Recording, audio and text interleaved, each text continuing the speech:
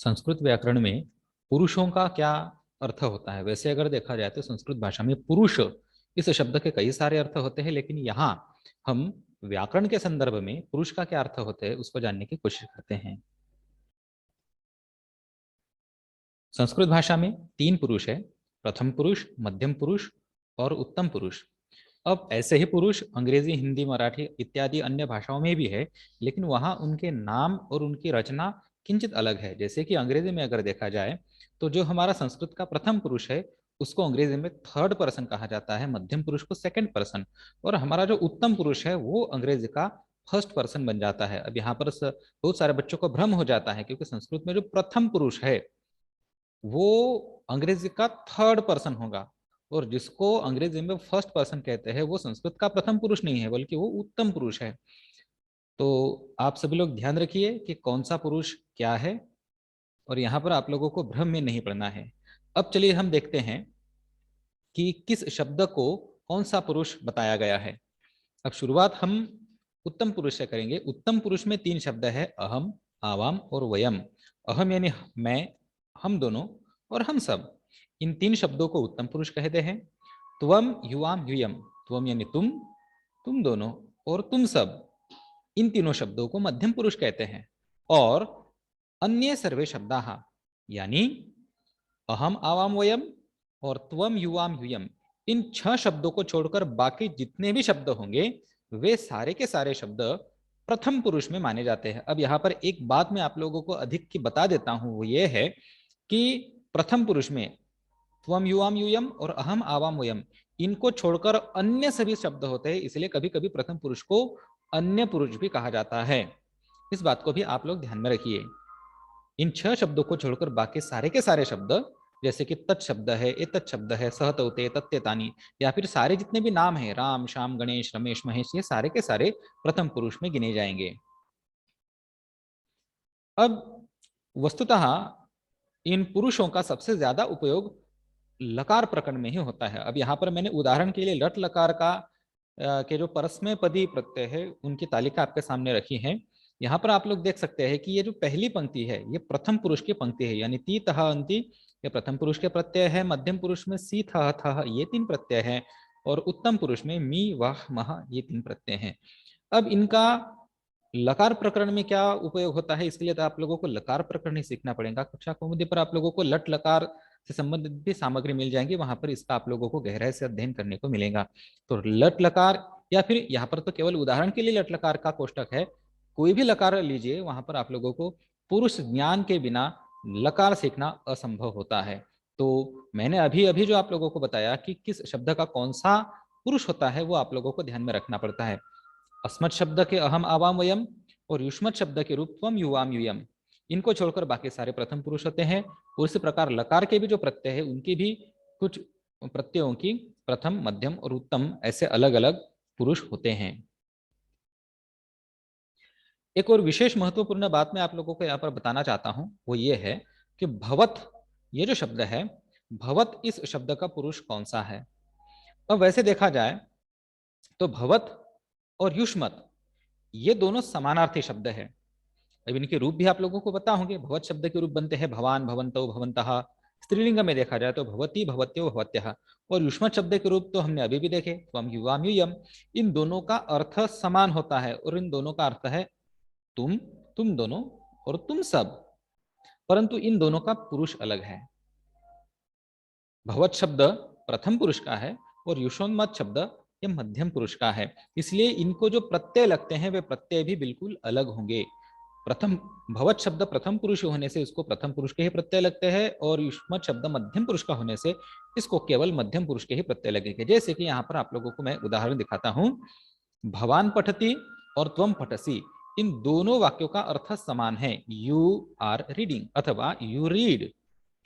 परंतु आप लोग देख सकते हैं कि भवान ये शब्द प्रथम पुरुष होने की वजह से इसको प्रथम पुरुष का प्रत्यय लगा है, और यहाँ पर त्वम ये युष्मत शब्द का रूप है, और ये मध्यम पुरुष का होने से पठ को यहाँ पर सी ये मध्यम पुरुष का प्रत्यय लगा है। ठीक वैसे ही भवंतो पठतः और युवाम पठथ, इनका भी अर्थ समान है, आप दोनों पढ़ते हैं, लेकिन दोनों का भी पुरुष अलग होने से यहाँ पर लकार का प्रत्यय अलग लिखा है। और ठीक वैसे ही भवन्तः पठन्ति, आप सब पढ़ते हैं, और यूयम पठत, इसका भी अर्थ आप सब पढ़ते ऐसा ही होता है, परंतु भवत शब्द प्रथम पुरुष होने से यहाँ पर क्रियापद को तीतः अंत्य लगा है, और युष्मत् शब्द के सारे रूप मध्यम पुरुष के होने से यहाँ पर सी था ऐसे प्रत्यय लगे हुए हैं। तो इस बात का आप लोगों को ध्यान में रखना है कि भले ही भवत शब्द का अर्थ यू अर्थात तुम ये होने के बावजूद भी भवत शब्द का पुरुष मध्यम पुरुष नहीं है, ये प्रथम पुरुष है।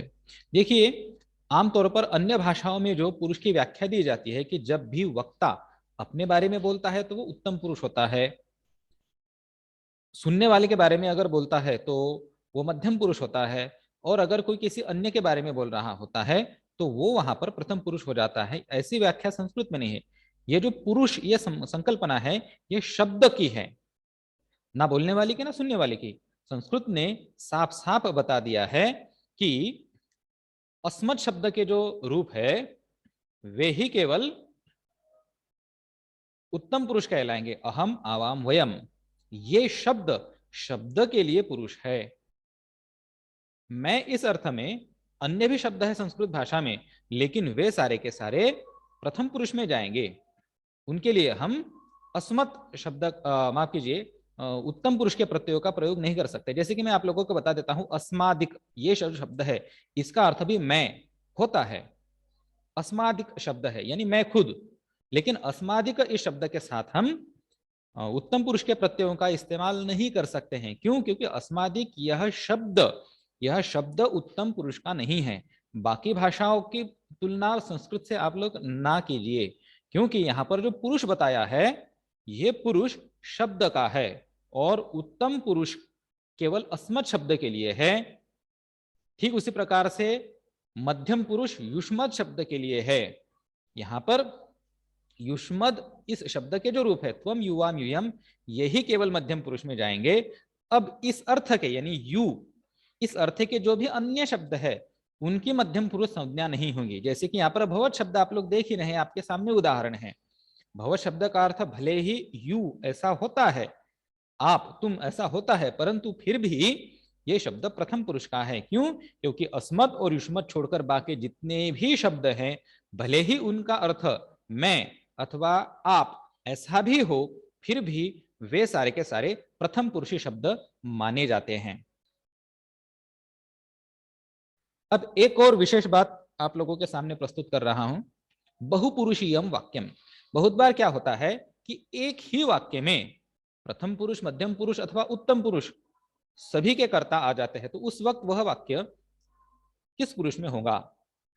यहां पर आप लोगों के सामने उदाहरण है, अहम त्वम रमेशः च विद्यालयम, आगे रिक्त स्थान है, अर्थात मैं, तुम और रमेश विद्यालय। अब यहां पर आप लोग इन तीनों में से किस क्रियापद को लेंगे? अंग्रेजी में मैं बताऊं तो I, you and Ramesh are going to school. अब यहां पर आप लोग इस वाक्य को उत्तम पुरुष का मानेंगे, मध्यम पुरुष का मानेंगे या प्रथम पुरुष का? क्योंकि यहां पर अगर देखा जाए तो अहम ये शब्द उत्तम पुरुष का है, त्वम यह शब्द मध्यम पुरुष का है, और रमेश ये अन्य पुरुष यानी प्रथम पुरुष का है। तो गच्छन्ति, गच्छथ और गच्छामः, इनमें से कौन सा आप लोग लेंगे? तो यहां पर मैं आप लोगों को साफ साफ बता देता हूं कि ऐसे में क्रमशः आप लोगों को सर्वप्रथम उत्तम पुरुष, मध्यम पुरुष और प्रथम पुरुष इस क्रम से जाना होता है। यानी कि यहां पर अहम ये शब्द होने से यहाँ ये जो वाक्य है ये उत्तम पुरुष का होगा। सबसे पहले आप लोगों को उत्तम पुरुष देखना होता है, उसके बाद मध्यम पुरुष और फिर प्रथम पुरुष। अब चूंकि इस वाक्य में पहला शब्द उत्तम पुरुष का है, यहाँ पर पहला शब्द होने से मतलब नहीं है, अहम अगर बीच में या फिर आखिर में भी रहता तो भी ये शब्द उत्तम पुरुष का ही रहता। तो उत्तम पुरुष को सर्वश्रेष्ठ स्थान है, उसके बाद मध्यम पुरुष और उसके बाद प्रथम पुरुष।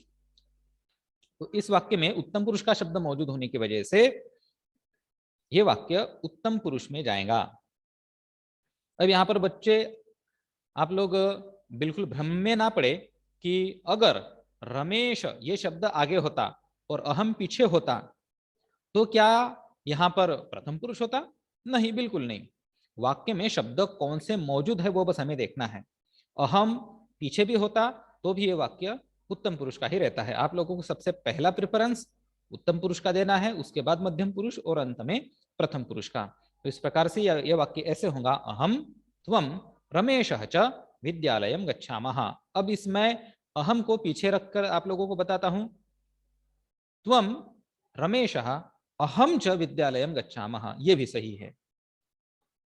तो इस प्रकार से मैंने आप लोगों को बहुत संक्षेप में पुरुष के विषय में कुछ बातें बताई, लेकिन सारी की सारी बातों को इस छोटे से भाग में संक्षेप में कहना समझाना मुमकिन नहीं है। तो इसलिए पुरुष ज्ञानम इस विषय पर एक विस्तार से दीर्घ लेख कक्षा कौमुदी पर मैंने लिखा है, उसका सूत्र आप लोगों को यहाँ पर दिख रहा है। यदि आपको पुरुष इस विषय पर अधिक जानकारी चाहिए तो आप लोग इस जाल सूत्र के माध्यम से उस लेख तक पहुंचकर उस लेख को पढ़ सकते हैं, अधिक अभ्यास कर सकते हैं। आपको जो भी शंका समस्या प्रश्न हो आप लोग कभी भी मुझे पूछ सकते हैं। धन्यवाद।